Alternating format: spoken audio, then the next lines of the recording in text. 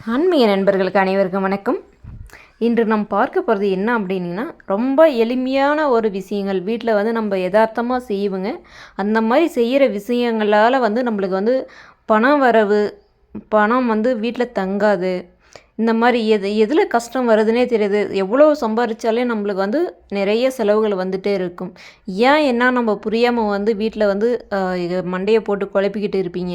அந்த மாதிரி இருக்கிறவங்க கண்டிப்பாக இந்த வீடியோ முழுமையாக பாருங்கள். இந்த மாதிரி விஷயங்கள் வந்து நீங்களும் வந்து வீட்டில் செய்கிறீங்க அப்படின்னா அதை வந்து ஒரு முறை திருத்திக்கோங்க. திருத்திக்கிட்டு நீங்கள் பாருங்கள். உங்களுடைய வாழ்க்கை வந்து படிப்படியாக உயர்றது உங்களால் உணர முடியும். அது உங்களுக்கு தெரியும்.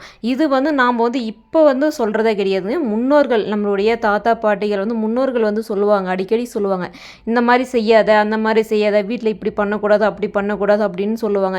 இதுக்கு காரணம் என்னன்னு நம்ம வந்து தெரியாமல் இருந்திருப்போம். ஆனால் இப்போ இருக்கக்கூடிய காலகட்டத்தில் வந்து இதுதான் வந்து உண்மையே. நம்ம வந்து வீட்டில் இந்த தவறு செய்கிறோங்க, இதை வந்து செய்யக்கூடாது, இது செய்கிறதுனால நம்ம வீட்டில் வந்து பல பிரச்சனைகள் வருது, பணம் காசு வந்து தங்க மாட்டேங்குது அப்படின்றது நம்ம வந்து உணர முடியும். அது என்னன்றது நான் முழுமையாக அப்படியே உங்களுக்கு சொல்கிறேன். அதை நீங்கள் கேட்டுக்கோங்க. கேட்டுட்டு இதை வந்து நீங்கள் வீட்டில் வந்து இந்த மாதிரி தவறை வந்து நீங்கள் செய்யாதீங்க. அதாவது செல்வம் வந்து நிலைத்து தரித்திரம் வந்து மறையிறதுக்காக நம்ம என்ன பண்ணலாம், வீட்டில் நம்ம வந்து நம்மளுடைய செல்வம் தங்கறதுக்கு நம்ம என்ன செய்யணும் அப்படின்றத பற்றி தான் நம்ம பார்க்குறோம். முதல்ல வந்து சிறு குழந்தைகள் சரி, பெண்கள் வந்து ரொம்ப வந்து பெண்கள் வந்து என்ன பண்ணுறீங்க அப்படின்னா, குழந்தைகள், பெண் குழந்தைகளும் சரி, வீட்டில் வந்து வாசற்படியில் வந்து உட்கார்றது, பெரிய பெண்களும் சரி, திருமணம் ஆன பெண்களும் சரி, ஆகாத பெண்களும் சரி, வாசப்படியில் வந்து நிலைவாசலில் வந்து உட்காரக்கூடாது. நிலைவாசலில் வந்து ஒரு கால் ஊண்டிட்டு ஒரு கால் வந்து நம்ம நொண்டிக்கிட்டு இருப்புங்கள்ல, அந்த மாதிரி வந்து ஒத்த காலில் நிற்காதீங்க அப்படின்னு சொல்லுவாங்க இல்லையா. அந்த மாதிரி வந்து ஒரு காலில் வந்து நின்றுட்டு இருக்கக்கூடாது, 2 காலம் ஊனி. அதே வந்து வாசப்படியில் வந்து நிற்கவே கூடாது முற்றிலும். வாசப்படியில் நிற்க என்ன பண்ணணும் அப்படின்னா, உங்களுடைய கடன்கள் வந்து அதிகமாகிட்டே தான் இருக்கும், அது வந்து குறையாது. அடுத்து உரல், நம்ம வந்து ஆட்டுக்கல் இருக்குது இல்லைங்களா, அந்த ஆட்டுக்கல்லில் வந்து பெண்கள் வந்து உட்காரவே கூடாது, பெண் குழந்தைகளும் உட்காரக்கூடாது. அந்த கல் மேலே அம்மின்றது நம்ம வந்து இந்த சின்ன கல்லை வந்து அம்மி அரைப்போம் இல்லையா, அந்த கல் மேலேயே வந்து பெண்கள் வந்து உட்காரக்கூடாது. இந்த மாதிரி வீட்டில் பெண் குழந்தைகள் இருந்தாலும் இதை வந்து நீங்கள் செய்யாதீங்கப்பா அப்படின்னு நீங்கள் சொல்லி வளர்க்கணும்.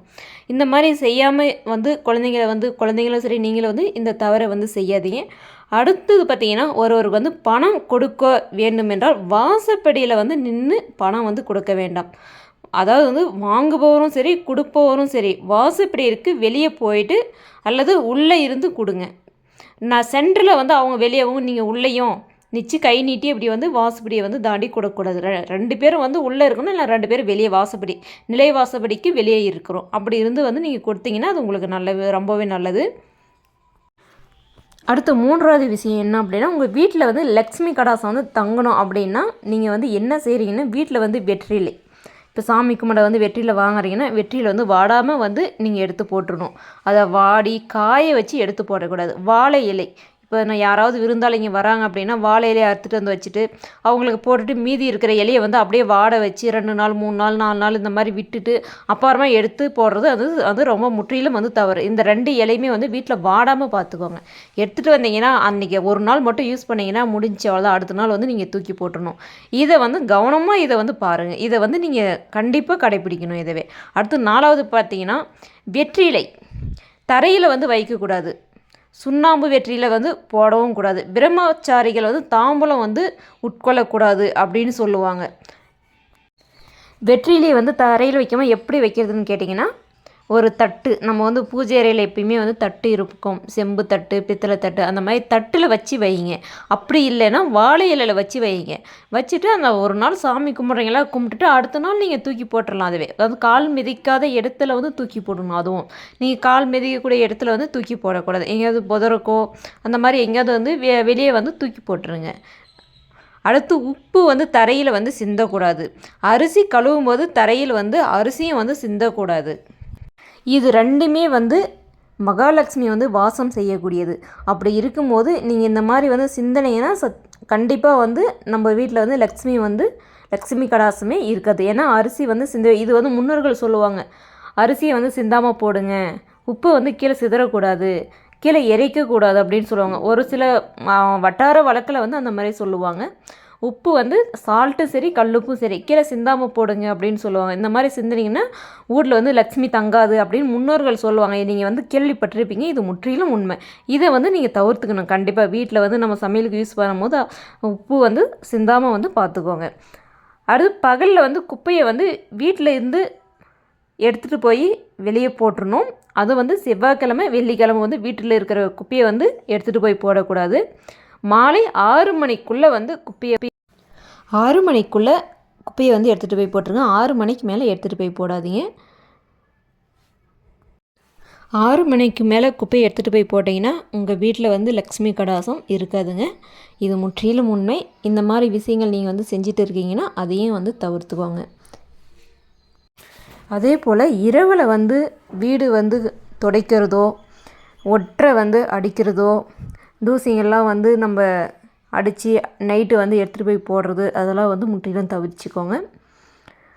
அதே போல் வீட்டில் வந்து சுத்தமாக வச்சுக்கோங்க. ஒற்றை இல்லாமல் பார்த்துக்கோங்க.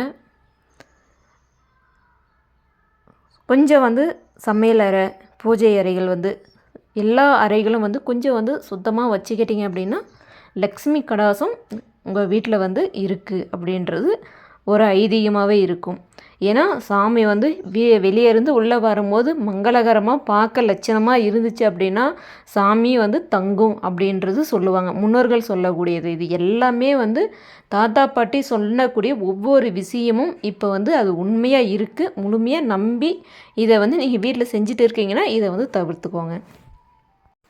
நம்ம வீட்டில் வந்து செல்வம் செழிப்போடு வாழ நம்ம என்ன செய்யணும் அப்படின்னா வீட்டில் வந்து முதல்ல துர்நாற்றம் வந்து இருக்கவே கூடாது. அதாவது ஒரு ஸ்மெல், இப்போ சாப்பாடெலாம் கெட்டுப்போன சாப்பாடு வந்து ஒரு ஸ்மெல் அடிக்கும். அந்த மாதிரி இருக்கவே கூடாது. காய்கறிகள் வந்து அழுகி போன மாதிரி ஒரு ஸ்மெல் வர்றது இந்த மாதிரிலாம் இல்லாமல் வந்து வீட்டை வந்து முற்றிலும் வந்து சமையல் அறையை வந்து சுத்தமாக வச்சுக்கோங்க. அந்த மாதிரி வச்சுக்கிட்டீங்க அப்படின்னா உங்கள் வீட்டில் வந்து பண வரவு வந்துக்கிட்டே இருக்கும். வீட்டில் வந்து நம்ம யூஸ் பண்ணுற துணி உடைகள் அதாவது வந்து அழுக்கு துணி நார்மலாக வந்து புது துணி இந்த மாதிரி இருக்கும். வீட்டில் அந்த அழுக்கு துணியை வந்து அங்கங்கே மூளைக்கு போடுறதோ இல்லை அங்கங்கே சிதறி கிடக்கிறது அந்த மாதிரி அழுக்கு துணியை ஒரு பக்கெட்டில் போட்டு வச்சுருங்க. நல்லா இருக்கிற துணியை ஒரு பக்கமாக வந்து மடித்து பீரோவோ கபோர்டு எதாவது எல்லார் வீட்லேயுமே இப்போலாம் இருக்குது. அப்படி வந்து மடித்து எடுத்து வச்சுக்கிட்டீங்க அப்படின்னா வீடு பார்க்க வந்து நீட்டாக இருக்கணும். அந்த மாதிரி இருக்கும்போது லக்ஷ்மி கடாசம் உங்கள் வீட்டில் வந்து வாசம் செய்வாள்ன்றது ஒரு ஐதீகங்க. இதையும் வந்து நீங்கள் தொடர்ந்து ஃபாலோ பண்ணுங்கள். வீட்டில் வந்து நறுமணம் வந்து வீசிக்கிட்டே இருக்கணும். அதுக்கு என்ன செய்யணும் அப்படின்னு கேட்டிங்கன்னா ஒன்றா காலை பிரம்ம முகூர்த்தத்தில் வந்து 5 மணிலேருந்து 6 மணிக்குள் 4 மணிக்கு எழுறது சிறப்பு. எழ முடியாதவங்க 5 மணிக்கு எழுந்திரிச்சு வீட்டில் வந்து விளக்கு ஏற்றிட்டு தூப தீபம் காட்டிட்டு சாம்பிராணி வாசம் வந்து போடுங்க. இல்லை காலையில் செய்ய முடியல அப்படின்னா ஈவினிங் வந்து 6 மணிக்கு மேலே நீங்கள் இதை செய்யலாம். சூரிய அஸ்தமனம் ஆன பிறகு செய்யணுங்க. சூரிய அஸ்தமனம் ஆவறதுக்கு முன்னே செய்யக்கூடாது. சூரிய அஸ்தமனம் ஆன பிறகு நீங்கள் வந்து வீட்டில் இதை செய்யலாம். இந்த மாதிரி செய்யும் போது பணம் வரவு வந்து ஈர்க்கும் சக்தி வந்து உங்கள் வீட்டில் வந்து கிடைக்கும். இங்கே வெளியே எவ்வளோ பணம் போய் சேர்ந்தாலும் உங்கள் வீட்டுக்கு வந்து அந்த பணம் திருப்பி வரும். வீட்டில் சாப்பிட்ட தட்டில் தண்ணி வந்து கை கழுவுன தண்ணி வந்து இருக்கக்கூடாது. முற்றிலும் உடனே அந்த தட்டை வந்து க்ளீன் பண்ணி வச்சுருங்க. அதே போல் சாப்பிட்ட தட்டில் தண்ணி தேங்கி அப்படியே இருக்கக்கூடாது. சாப்பிட்டு அவங்க கை கழுவிட்டு அப்படியே விட்டுட்டு போயிடுவாங்க. நீங்கள் வந்து 1 மணி நேரம் 2 மணி நேரம் கழித்து எடுக்கிற வேலை இருக்கக்கூடாது. அதை வந்து இல்லாமல் பார்த்துக்கோங்க. உடனே செஞ்சிட்டிங்க அப்படின்னா இது வந்து ரொம்ப முக்கியமானது. உடனே வந்து நீங்கள் செஞ்சிடணும். இந்த மாதிரி வந்து தண்ணி வந்து சாப்பிட்ட தண்ணி எச்சில் தண்ணி வந்து வீட்டில் வந்து தேங்கி இருக்கக்கூடாது. இதை வந்து முற்றிலும் தவிர்த்துக்கோங்க. இந்த மாதிரி யாராவது செஞ்சுட்டு இருக்கீங்கன்னா அதை வந்து தவிர்த்துக்கோங்க. இந்த விஷயங்கள்லாம் வந்து நீங்கள் வீட்டில் வந்து முற்றிலும் வந்து தவிர்த்துட்டு இதை முழுமையாக வந்து நீங்கள் கடைப்பிடிச்சிட்டு வரீங்கன்னா உங்கள் வீட்டில் வந்து கண்டிப்பாக லக்ஷ்மி கடாசம் பெருகும். பணம் வரவும் உங்கள் கிட்ட வந்து செழிக்கும். இதை வந்து முழு மனதோடு நம்பி நீங்கள் வந்து செஞ்சு பாருங்கள். ஏன்னா இது எல்லாருமே வந்து வீட்டில் செய்யக்கூடிய தவறுகள். இந்த தவறுகளை வந்து நீங்கள் திரித்து கொண்டால் மட்டுமே உங்கள் வீட்டில் வந்து பணம் வந்து செழிக்கும். நீங்கள் இதை கடைப்பிடிச்சு பாருங்கள். மீண்டும் அடுத்த ஒரு பதிவில் சந்திக்கலாம். வீடியோ பிடிச்சிருந்தால் சப்ஸ்கிரைப் பண்ணுங்கள். தேங்க்யூ.